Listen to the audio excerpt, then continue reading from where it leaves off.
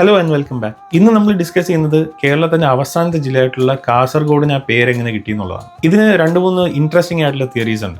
ഇതിൽ ഒരു ഫേമസ് ആയിട്ടുള്ള തിയറി എന്താണെന്ന് വെച്ചാൽ കാസർക്ക മരങ്ങൾ ഒരുപാടുള്ള ഒരു സ്ഥലം എന്നുള്ള രീതിയിലാണ് ഈ സ്ഥലത്തിന് കാസർഗോഡ് എന്നുള്ള പേര് വന്നതെന്നാണ്.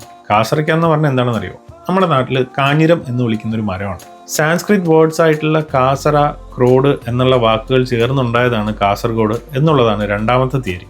കാസറ എന്ന് പറഞ്ഞാൽ ലേക്ക് അല്ലെങ്കിൽ പോണ്ട് എന്നാണ് അർത്ഥം. ഈ ഒരു പ്രദേശത്ത് അങ്ങനെ ഒരുപാട് വാട്ടർ ബോഡീസ് ഉള്ള ഒരു സ്ഥലമാണ്. ക്രോഡ് എന്ന് പറഞ്ഞാൽ ട്രഷർ നമ്മൾ സൂക്ഷിക്കുന്ന ഒരു സ്ഥലം എന്നുള്ളതാണ്. അതായത് ധാരാളം വാട്ടർ ബോഡീസും പോണ്ട്സ് ഒക്കെ ഒരു ട്രഷറായിട്ട് നമ്മൾ കൺസിഡർ ചെയ്യുകയാണെന്നുണ്ടെങ്കിൽ അത് നിറയെ വെച്ചിരിക്കുന്ന അല്ലെങ്കിൽ അത് സൂക്ഷിച്ചിരിക്കുന്ന ഒരു സ്ഥലമാണ്. ഇങ്ങനെ നിറയെ വാട്ടർ ബോഡീസ് ആയിട്ടുള്ള ട്രഷർ സൂക്ഷിച്ചിരിക്കുന്ന ഒരു ലാൻഡ് എന്നുള്ള രീതിയിലാണ് കാസറ ക്രോഡ് പിന്നെ ലോപിച്ച് കാസർഗോഡ് ആയെന്ന് പറയപ്പെടുന്നത്. വേറൊരു തിയറി എന്തെന്ന് വെച്ചാൽ കന്നഡയിൽ കാസറ എന്ന് പറയുന്നത് നമ്മുടെ കാഞ്ഞിര മരത്തിനാണ്, ഗ്രോഡ് എന്ന് പറയുന്നത് ഫോർട്ട് അല്ലെങ്കിൽ ഒരു കോട്ടയാണ്. അപ്പൊ നിറയെ കാഞ്ഞിര മരങ്ങളുള്ള ഒരു കോട്ട എന്നുള്ള രീതിയിൽ കാസറ ഗ്രോഡ് എന്നുള്ള ഒരു പേര് വരികയും അത് പിന്നെ ലോപിച്ച് കാസർഗോഡ് ആവുകയായിരുന്നു എന്നൊക്കെയാണ്. പിന്നീട് വരുന്നത് മലയാളം കോണ്ടെക്സ്റ്റ് ആണ്. മലയാളം കോണ്ടെക്സ്റ്റിൽ പണ്ട് തന്നെ ഈ സ്ഥലത്തിനെ കാഞ്ഞിരക്കോട് എന്നാണ് വിളിച്ചിരുന്നത് എന്നുള്ളതാണ്. അതായത് ഒരുപാട് കാഞ്ഞിര മരങ്ങളുള്ള ഒരു സ്ഥലം. അത് പിന്നീട് ലോപിച്ചിട്ടാണ് കാസർഗോഡ് ആയതെന്നും പറയപ്പെടുന്നത്. കാസർഗോഡ് ഒരു സപ്തഭാഷാ സംഗമ ഭൂമിയാണ്. അതായത് 7 ഭാഷകൾ സംസാരിക്കുന്ന ഒരു സ്ഥലമാണ് കാസർഗോഡ്. ജസ്റ്റ് ഒരു പേരിന്റെ പുറകിൽ എന്തൊക്കെ ഇൻട്രസ്റ്റിംഗ് ആയിട്ടുള്ള സ്റ്റോറീസ് ആണല്ലേ.